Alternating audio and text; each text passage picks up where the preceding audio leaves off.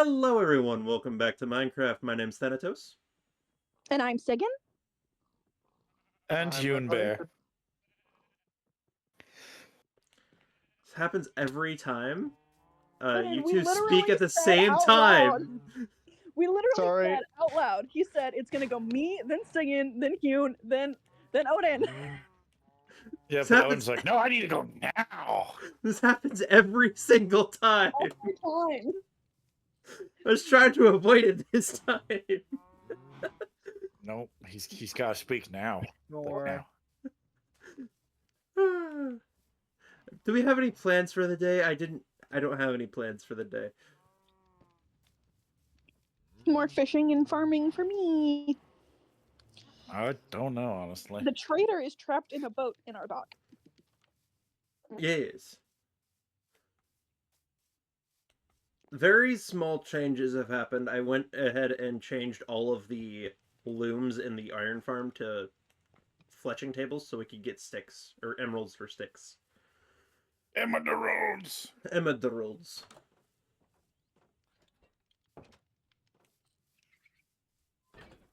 For some reason, the rest of that video, last episode's video, is missing. Yeah, it cut really abruptly to the outro. I was confused. Yeah. Yes. I don't know what happened there. And I can't go back and edit the rest of it because Yeah. the video itself is gone. Unfortunate. Oh well. Yes. At least at least there's content. Yes. There's a lot of pigs. I think. Oh, that means you're about to crash. Oh my god! I'm getting advertisements to go to Qatar. Hey, you should go Why? to Qatar. I don't want to go to Qatar. No. Oh dear. Oh dear. Why don't you want to go to dear. Qatar, Odin? Oh, she crashed. Listen, if their best advertisement is a me sim, you play this game, win tickets to Qatar, then I think there's probably something either sketchy or unworth it going on. Fair enough. Fair enough. I don't want to get their best advertisements. I don't trust a country whose best advertisements are me sims. I keep getting memes and advertisements in the forms of memes to go to Romania. You know what? It'll boost your channel. Just go and record the event. Call it the Getting Pickpocketed Speedrun. How to get banned You're from a talking about country Willis. 101.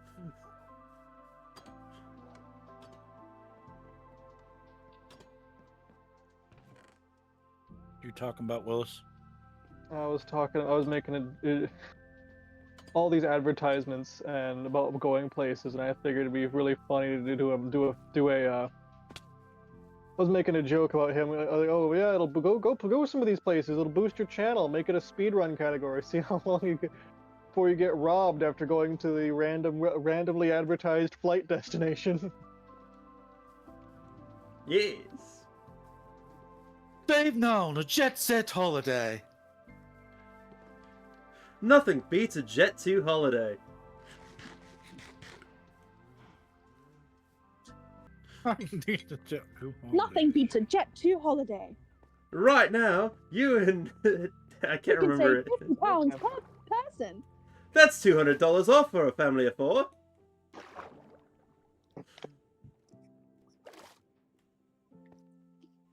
Oh, I went ahead and I separated the pigs from the sheep. So if we wanted to build... Thank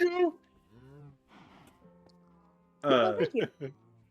if we wanted to build a new pen for the pigs, we can. I just wanted to go ahead and separate the pigs from the sheep. Is that a euphemism? No, I mean I literally went ahead. If you come over here, to I the- saw. yeah, I literally went ahead and did that. So, you know how last time we talked about James Cameron's Avatar? Yes. No. Oh God. This time you guys get to listen to me talk about Disney's Hunchback of Notre Dame. I have Are seen they it. making a live action? No, I don't think so. Good, because But the only one's as good as the animated classic. see, here's the thing. Disney's Hunchback of Notre Dame might be one of the best animated movies ever made. Mhm. And I'm not even joking. Hold on, I'm eating a I've- snack. I have only seen The Hunchback of Notre Dame once. Mm-hmm. It's a pretty good movie.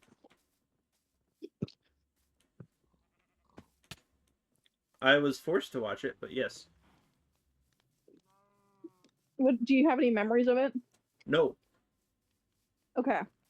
Other than I it will being then a pretty good explain the movie. And Esmeralda. Then I will explain the plot to you. You know what? That probably explains a lot. Come on, let me just put these fish down. Excellent. Okay. So in the plot of the story, it opens with a very lengthy and very good prologue. Wherein you meet our main villain of the series and our hero. It opens with our main villain, Judge Claude Frollo, who in the book is a priest, hunting down a family of Romani people who are caring for a screaming baby. And at this time in the story, the Romani people are not allowed in Paris. So, well, the judge is hunting them down, and when he does so, he finds the mom with her baby on the steps of Notre Dame, and he yanks the baby out of her hands and kicks her down with his horse and murders her. And then he looks down at the baby in his hands, and he realizes that the baby has some kind of physical deformity, and he's going to drown the baby in a well. He's just going to drop the baby down a well. And then the archdeacon comes out of the church and says, "Stop! You can't do this! Not in front of the church!" And so, at the end of the story, or at the end of the prologue, Frollo decides that it is now, because he doesn't want to go to hell, he's very religious, he doesn't want to go to hell. The choir is singing Kyrie eleison and the Dies Irae. It's beautiful. Alan Menken wanted to write a mass for this story. He agrees to take the baby, and the baby grows up over the course of the next few years. So now the baby's all grown up, and he's a young man. He's like 19 or 20, and he's been locked inside the bell tower of Notre Dame the whole time. He's just been trapped inside there, but he's a really kind, sweet person. The first thing that we see him do is that there's a baby bird that's learning to fly, and he helps the baby bird out of the nest, and he says, "Today's your big day. You can do it. I believe in you. No one deserves to stay cooped up here in this tower forever." And he helps the baby bird have the courage to fly away. And it's really sweet. And then Frollo comes back in, and he sings a song that says, "You're ugly and deformed, and you're a monster. You have to stay inside." But then Quasimodo, who's the baby, who's the young man, Quasimodo means half formed, realizes that today is the day of the Feast of Fools, and it's going to be his only day that he can ever possibly go outside. He sings a beautiful song called "Out There," and it's beautiful. So he gathers up his strength in the same way that he encouraged the baby bird to go out into the city on the day that they're having the Feast of Fools, when they're gonna have a party. It's really great. It's having a super fun time. And he runs into Esmeralda there, and she encourages him to participate in the party. And he's like, wow, she was so nice. I'm going to participate in the party. And then he does. And then when the people find out that his scary face isn't a mask, they all revolt against him. And knowingly, it is the cops, by the way. It's the cops. It is men, it is armed men in uniform who start chucking tomatoes at him. And then they cause a riot. And it's really bad. They start a riot and they're all attacking Quasimodo. And Frollo is watching this whole thing. Frollo, who is Quasimodo's dad, he's watching the whole thing happen, and he's like, no, he deserves it for going outside against my wishes. He deserves to be beaten with fruits and vegetables and tied down and spun around and all these horrible things. People are like hitting him. He deserves it. And he's just gonna let this happen for as long as he wants, I guess. And then Esmeralda comes up there because she's a good person. She's a genuinely good, kind person. She comes up and she frees Quasimodo from the ropes that they have him tied down with. She frees him and she looks over at Frollo and she's like, you are horrible. How can you let this happen? And she has a really cool line where she stands up and she says, justice! She raises her fist in the air and she says, justice. Oh, Esmeralda she's a Romani woman, by the way. She is trying to make money in the city by performing and doing stuff because that's the only thing that she can do, because bad timeline, bad life. It's the only thing that she's allowed to do. She's not like they can, like, if it's illegal for Romani people to have real jobs in Paris, then the only thing that they can do is have bad fake jobs that people hate them for. It's rigged on purpose. Anyway, Frollo sees her standing up for Quasimodo. He gets super duper pissed, and he's like, arrest this woman at once for defying me publicly. And she has a really cool escape scene, and she does a little party trick with a smoke bomb, and she escapes, and Frollo's like, oh, witchcraft. If you've seen that gif. And she escapes into Notre Dame, and she has a really beautiful song where she sings God Help the Outcasts. Oh no, the sun's going down. She sings a really beautiful song. Next to all these people who are asking for all kinds of things. But Esmeralda, she doesn't want anything from God. The only thing she wants from God is for her people to finally have a place to live and be safe and free. And she meets Quasimodo there. But not before she has a run-in with Phoebus, Captain of the Guard, who thinks she's really hot and funny and clever, and we don't know if he's going to be a bad guy yet, but... And then while she's in there, she also runs into Frollo, who snips her hair. It's really gross. All these men want Esmeralda. They're basically... Like, if you read the original book, you will find out that the plot revolves entirely around 3 different men having confusing feelings for Esmeralda. Frollo is attracted to her because he's a creepy, horrible old man and a representation of the miscarriage of justice and misuse of power. In the book, Phoebus wants her because he's Phoebus. In the Disney version, he realizes that Esmeralda is actually like a really cool person. He's like, damn, she's actually just like a really kind, strong person who has the power to lead people, and damn, that's hot. But in the book, it's a little bit different. The only other thing I remember is Frollo falling in love with Esmeralda because, ooh, ankle. He has the worst, best. He has the best villain song in all of Disney canon. Maybe the best villain song ever. Yeah. After that, and then after Frollo sniffs her hair because she's a pervert, Esmeralda, she goes upstairs and she meets Quasimodo, and she sees his hobbies because he makes little figurines, and it's really sweet. She sees his hobbies, and she sees all the fun things that, or all the things that he does to make his life better on his own. And in the stage adaptation, they have a really cute song called "On Top of the World." It's really sweet. And then Quasimodo gets a cute song called "Heaven's Light." And Heaven's Light is he's like he sees the love and kindness of people in this world embodied through the kindness that Esmeralda shows him. And so he sees this love that can exist. That is what he calls Heaven's Light. And he finally, through this process, he finally realizes that he too can be worthy of Heaven's Light. It's really sweet. And that song immediately transitions into Hellfire. After Esmeralda sees Quasimodo's cool little place where he lives and all of his hobbies, he helps her leave. He helps her leave and escape because she's hiding in Notre Dame.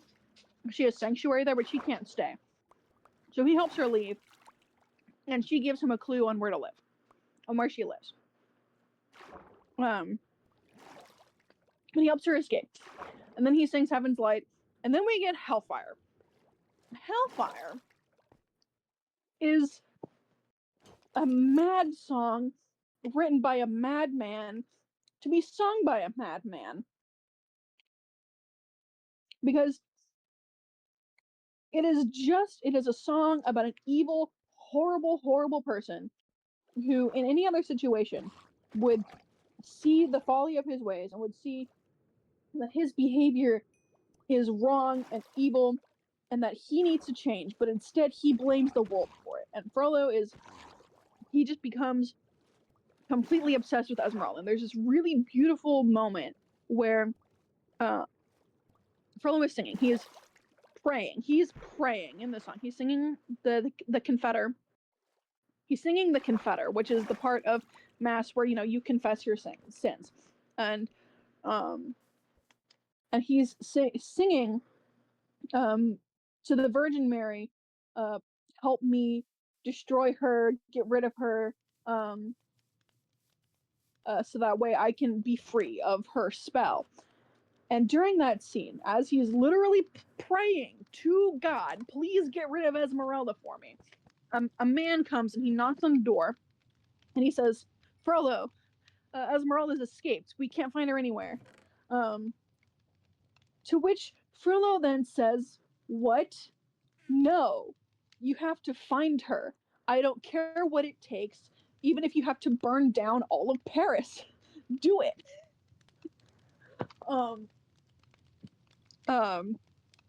And so he's gone completely insane. And even though he gets a literal sign from God, God answers his prayers and says, hey, this problem that you just asked me to get rid of is now gone. You can move on with your life. And he rejects it full sail and decides to burn down Paris. So the next thing we see is that he's going around Paris and he's looking for anyone who's hiding Romani people. He's looking for all kinds of stuff. He's and he shows up at like this random miller's house because it's a windmill, and Phoebus is there, and he tells Phoebus to torch it. He's like, oh well, if they're gonna act like if they're hiding Esmeralda, well maybe we'll just smoke him out. And he tells Phoebus to torch the house, and Phoebus is he's thinking about doing it, but then he's like, I literally can't. That's so evil. I can't just murder innocent families. So Phoebus leaves, and Frollo has him shot with an arrow. And after he's shot, Esmeralda comes and finds him and takes him to Quasimodo. It's like, can he stay here and rest for a little while? And so Quasimodo, who was quite under the impression that Esmeralda liked him, and he liked her back, and so he was feeling a little bit jelly that she showed up with her boyfriend and be like, can you protect my boyfriend? He was feeling a little bit jelly about it. But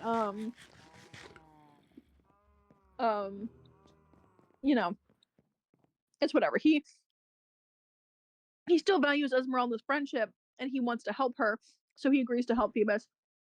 And while Phoebus is there hiding, unconscious under the table. Frollo comes in and is like, in the stage adaptation, I don't have, because I watched the stage adaptation most recently, haven't seen the movie in a little bit. In the stage adaptation, Frollo comes in while Phoebus is hiding there, and he asks Quasimodo if he's ever jacked off to thoughts of Esmeralda. He's like, "Do you ever sin to her, boy? It's understandable. You're a young man. Your flesh may be warped and twisted, but it still functions as a man's does." He asks him if Sounds like someone's projecting. yeah. He's old. He probably has erectile dysfunction, and he's trying to live through his son.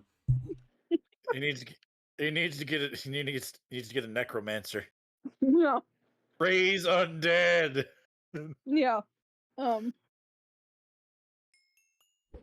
And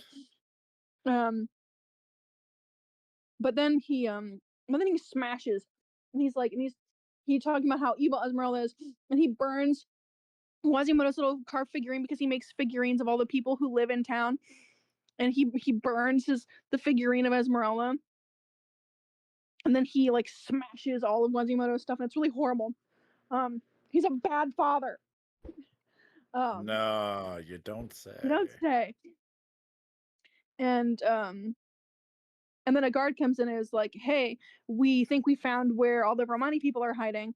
So we're gonna go there tonight." And so Quasimodo wakes up Phoebus, or Phoebus wakes up on his own, I can't remember. They wake him up and they're like, we're gonna go save Esmeralda.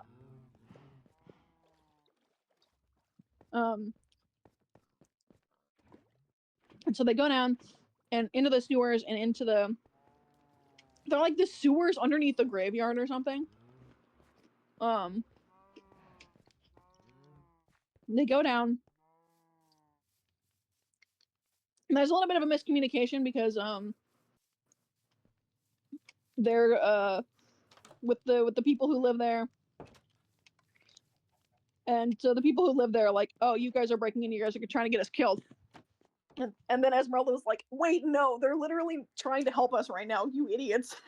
Because they're about to fucking they've literally got Phoebus and Quasimodo with like on a platform to hang them.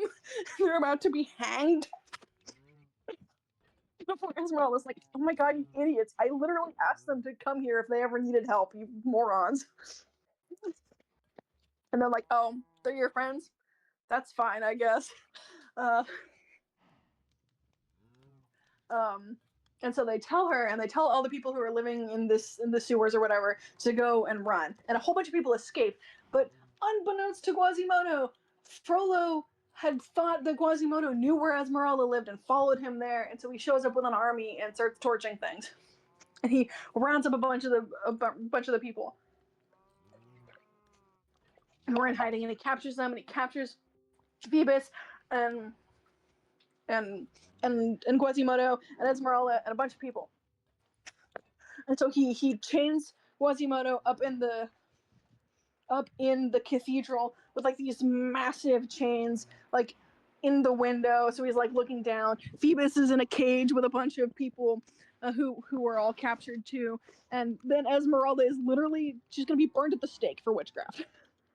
And Frollo is like, "Listen, I won't burn you at the stake for witchcraft if you agree to marry me." And she literally fucking spits in his face. She spits in his face, and he's like, "Well, I gave you a chance to repent. Never mind. Guess I'm gonna burn you alive." And so he literally sets her on fire. He lights the fire at her feet. Like, he lights the fire at her feet, and the smoke is coming, and you see her like fall over limp. And Quasimodo, who has been feeling really horrible, he feels like it's his fault that all these people got captured. He feels like he's blaming himself, and he's really distressed, and he doesn't know what to do. And in the stage version of the play, he sings a beautiful song where he wishes that he was made of stone, like the gargoyles, because he's so distressed. But then he realizes that Frollo is literally murdering Esmeralda in front of him. And he's like, no, I'm not having any of that. And he, with the strength of 10 men, breaks out of the horrific chains that he's been bound in and leaps from Notre Dame, like the balcony of Notre Dame, down, and he saves Esmeralda, and he lifts her up above his head, and he cries out, "Sanctuary, sanctuary," and it's really beautiful. And in that time, after he rescues Esmeralda, Phoebus manages to break out of the cage that he's in and free all the people, and he rallies them because Frollo is taking all of the guards, all of the city enforcers, the city watch. He's taking them, and he's gonna break down the doors of Notre Dame. And so together with the help of with the freed people who in the cages, they fight off the guards, and they get most of them back, except Frollo. He's clever. He finds a way to get in. He sneaks into Notre Dame, and he finds Quasimodo grieving over Esmeralda's apparent dead body. And you see him, and he reaches out a hand to comfort him. He's like, there, my son. It's okay. Now she's gone, and we don't have to worry about her ever again. While he's holding up a dagger to stab his son in the back.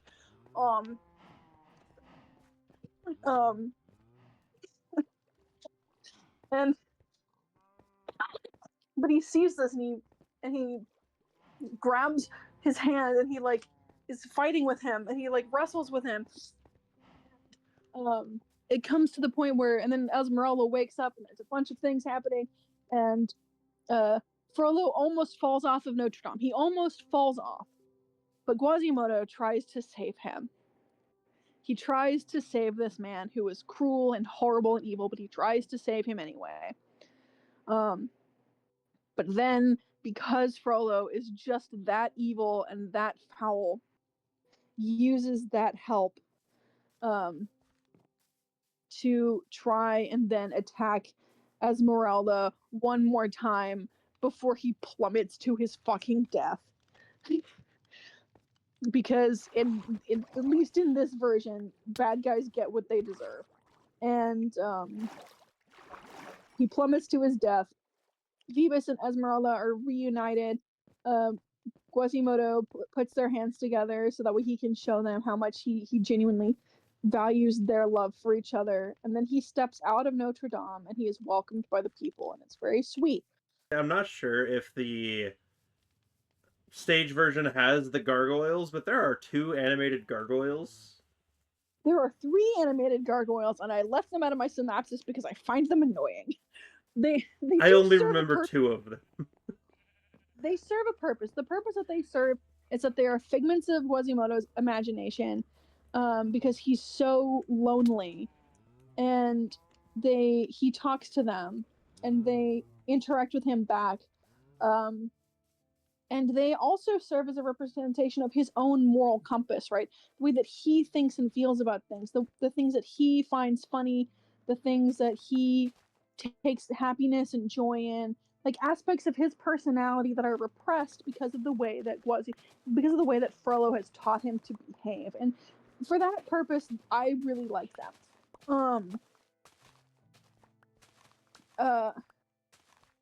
There is a lot of tonal whiplash though with them. They do have a really great line though when Quasimodo has come back, or he's been dragged back to Notre Dame after Esmeralda and Phoebus have been captured by Frollo. He's like, and he says, because he doesn't say it, he says it instead of singing it in this version.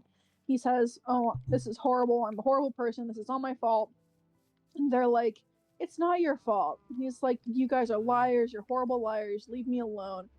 I wish that I was made of stone like you. This is horrible." And they say, "All right then, be made of stone." we just thought that you were made of something stronger. And it's really the gargoyles do have a good line. Like, I do like that line from the gargoyles.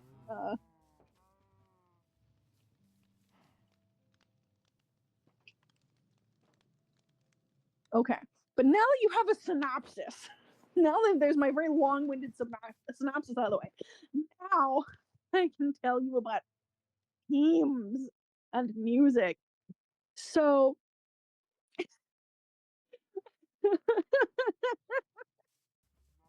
I have a lot of thoughts. That was just my explanation of the plot. So everyone was caught up. Everyone knew what was happening. I appreciate it. You can continue with your synopsis or your explanations and thoughts. Okay, so I'm going to start with the music. So the music of Disney's Hunchback of Notre Dame was scored by Alan Menken with lyrics by, oh my god, is it David Schwartz? And David Schwartz, who I think also did the lyrics for Prince of Egypt. In case you're curious about that, but Alan Menken in Disney's Hunchback of Notre Dame did some really phenomenal stuff. Now, I'm not a music theory analysis expert. I'm not a professional musician. I'm a vocalist, and everyone knows that vocalists are the worst. We don't read sheet music. We're the worst. I don't even think I should call myself a vocalist. I'm a singer. I sing. I was taught how to sing from a young age, and but I didn't have like music theory lessons. So the things that I am repeating are things that I'm repeating that I learned from actual music theory people. So the main theme of Disney's Hunchback of Notre Dame goes dun dun dum dun dun dum dun dun dum dum dun dum, and that's the main theme. That is the Notre Dame theme. The only person who sings that theme in its entirety in an unadulterated, unaltered form, no transformations, it's not backwards, it's not upside down, it's not backwards and upside down. The only person who sings the main theme fully is Frollo. And the only time we hear a person sing it on his own is when Frollo is singing Hellfire. If you listen to it, you are hearing him. It's very obvious when he sings Hellfire, Hellfire. That's just the main theme. If you're not thinking about it too closely, if you're not paying attention, you might even wonder to yourself, why does the movie open with Hellfire? It doesn't open with Hellfire. It opens with the main theme. But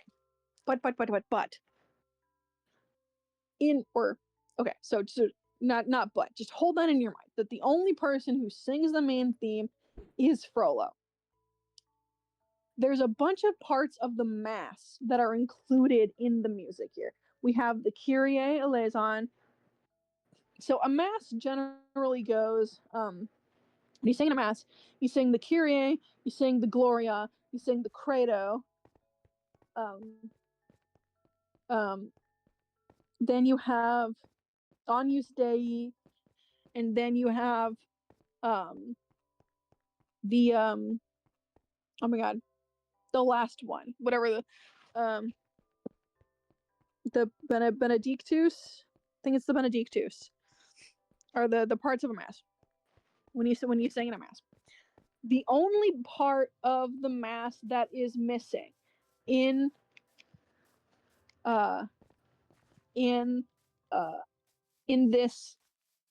Menken's score of Hunchback of Notre Dame, the only thing that is missing out of all of it is the Credo. And the Credo is, in many parts, the most important part of the Mass, because the Mass is credo means I believe. You sing credo and unum deum and unum. You sing I believe in God. I believe in one God. That's what it opens with. The credo is the most important part of a mass. All of the other parts of the mass, they're hidden in. Some of them are more obvious than others. The Kyrie eleison is the most obvious one. However, the others are around. They're around. You also have the the Confetter, which is a different part of mass, but it's still part of it, where you confess your sins.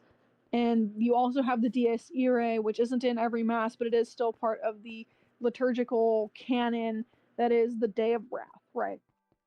It is the West's danger motif. When you hear the Dies Irae, Dies Irae, Dies Illa, when you hear that, danger, right? Um, um, I couldn't identify for you, like immediately off the top of my head, where all the other parts of the mass are, but they're almost all there, except for the credo.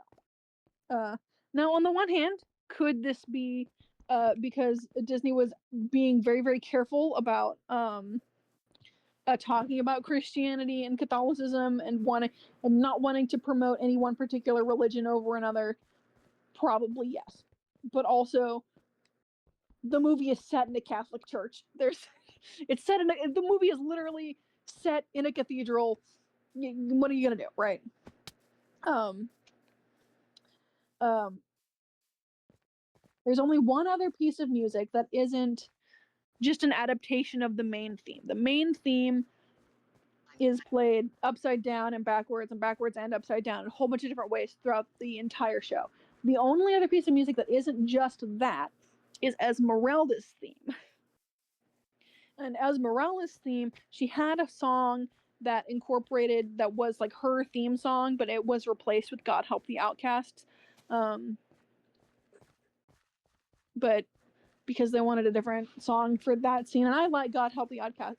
God Help the Outcast. I think it's really beautiful. But Esmeralda's theme was singing "Someday," and "Someday" is about how she hopes that someday people won't be racist and horrible anymore, and that we'll be able to make a better world for ourselves, and that everyone will have all their needs met, and we're all gonna, you know, realize that every life is precious, and all human beings are worthy of love and respect. And that's what that song's about. It's really sweet.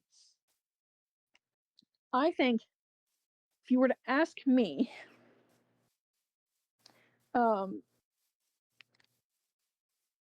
if you were to combine Esmeralda's theme and the main theme into one song, you would then get the credo. That's the core message of like, I believe in God, God is good.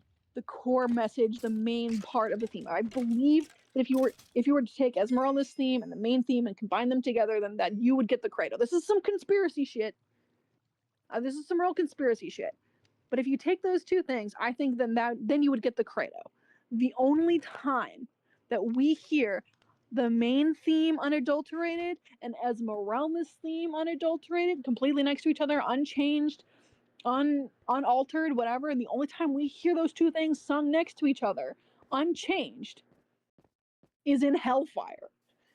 I think Hellfire is the credo of this mass.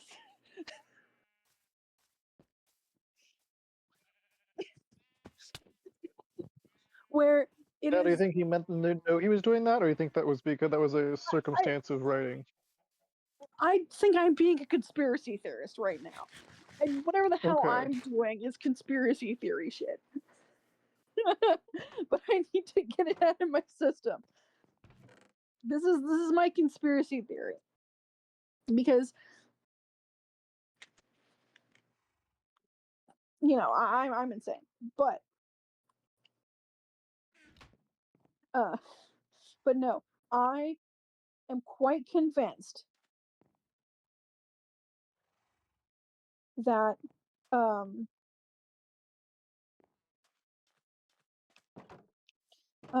sorry, I'm putting some things away. Hold on. I need to now why do I believe that this combination of music is the thesis of the story, is the thesis of everything, is because every other song is only those two bits of music. That's basically it. Those are the two pieces of music in the entire thing. It's um dun da dum dum da dum dum da dum dum da dum. It's that and da dum da da da da dum. Hold on. It's da da da da da dum da dum bum. That's it. Like those little things right there, that's it. That's all the whole that's the whole thing. That's the whole thing. And what is the credo if not the combination of all of your themes and all of the music put together, if not that, right? So that is why I believe that whether or not it was the goal of the musician to write for that to be the credo, for that to be the heart of your movie, to be the thing that binds it together and makes it into one profound whole piece of music. Whether or not that was the intention, that is my conspiracy theory right there. I have more thoughts. There's actually a really interesting thing that I learned recently. Is that the year before Hunchback of Notre Dame, Disney's Hunchback of Notre Dame was released, because it was released in like 1999 or something, or maybe 98, late 90s. The year before that had happened, in Paris, within Notre Dame, there was an immigrant community that was taking sanctuary in Notre Dame. They were hiding in there because they were refugees, but France wasn't granting them refugee status, and so they were taking sanctuary in Notre Dame, and they've been hiding or living in Notre Dame for some time. And the police eventually, with shattering it wasn't in Notre Dame, it was in a different church, but it was still in Paris. They weren't in Notre Dame, it was a different church. My bad. But they literally fucking broke down the doors and shattered stained glass windows in order to physically drag this immigrant family out of the church where they were taking sanctuary. And then a year later, and almost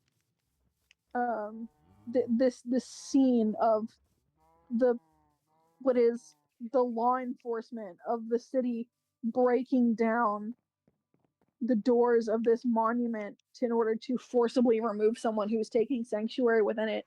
It was very, very poignant, and quite powerful. And a lot of people felt profound sympathy for them there. It was really horrible. I can't imagine, because in our day and age, people, the laws of sanctuary within a church are only respected because of tradition, right? There's nothing that prevents, like, it's not illegal for the cops to enter a church and take people out of it. That's not illegal. The only reason that laws of sanctuary are at all abided by is entirely by tradition. But I would like to note that may only be true in the United States, as there may be other countries with. I don't know the laws of every country, mm-hmm. but there Yeah, may but be countries where that is actually legally binding. Yeah, but in the United States in particular, anyway, uh,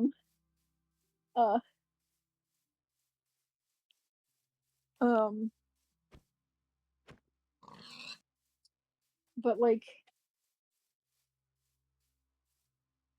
I don't know. And there's just I'm sorry. I didn't write anything out. I'm just saying things I'm thinking about because it's my current hyperfixation. Um, oh right, I need a Honestly, you ought bear. to make a video essay about it. I should. I would just be repeating other people's thoughts at you though. Like I'm for the. I mean, my thoughts about the Credo are my own. That's just my little personal conspiracy theory. But like, I don't want to like.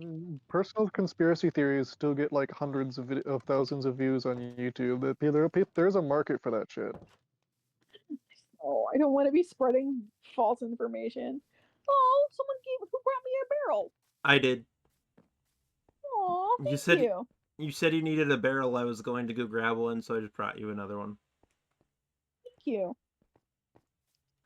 I would like to inform you, Sigyn, that this is most likely going to be going up as its own video within the series, but it's going to be like an hour long.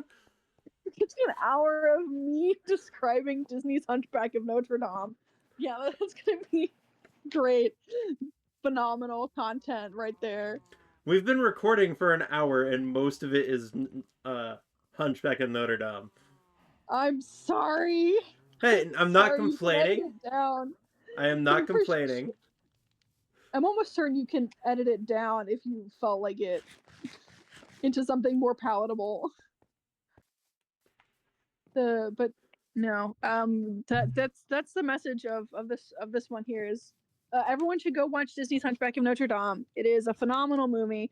Yes, the gargoyles are kind of cringy, but in the world that we are living in now, I believe that the message that it promotes, the message sort of be okay. Content warning though, if you do watch the movie does contain a lot of the racial slur for the Romani people. It's just thrown around all over the place. Racial slurs everywhere. Warning. Um I don't know if we can show the word on screen. Uh I don't think we can do that. We can't do that. I'm not gonna ask that to try to put a word on screen. Um uh the word that sounds like the stone gypsum, that word, um that's a bad word. Don't call people that. um Yeah. Anyway, but the message of the movie being that there is profound love and kindness in this world despite the fact that the people in power would remove it is very good. I love the message that says that yes, all people are people. No one deserves to be treated as a monster. The problem is not the people who are poor and downtrodden and oppressed. It is not their fault that they are reduced to being, monstrous people in the eyes of the law. It's not their fault. The fault lies within the systems of power that force people to stay poor, that force people to stay unwell, that force people to stay undereducated. Those systems are the systems that are bad and should be changed. And we can change them when we choose to support each other in our communities, right? Like that's the message of the movie, and I really love that.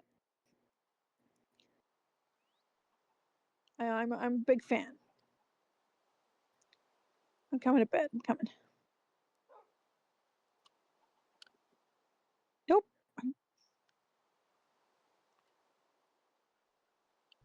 I gotta say, most of the Disney movies from the 90s and before Mm-hmm. all have really good messages. They do.